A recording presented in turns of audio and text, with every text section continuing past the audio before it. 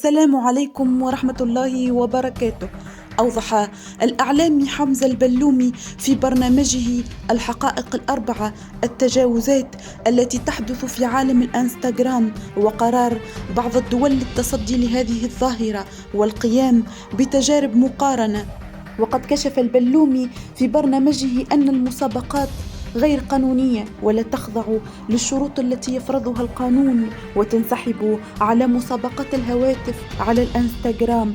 وفي سؤاله عن الحملة التي تشنها ديزانستغراميز، بيّن حمزة البلومي أنه اعتاد هذا الأمر للتشويش على البرنامج، مضيفاً: أستغرب كيف يستغلون مرض أحد أفراد عائلتهم لكسب التعاطف ونشر الأكاذيب بغاية طمس الحقيقة. وشدد صاحب برنامج الحقائق الأربعة أنه لم يقع عرض أي صورة أو اسم في التقرير، لكن الألعاب كانت بالفعل من باب التحيل ومخالفة القانون، مستدركا الأقرب أن الهواتف التي يقع استخدامها في المسابقات تم شراؤها دون معاملة قانونية، أي دون فواتير.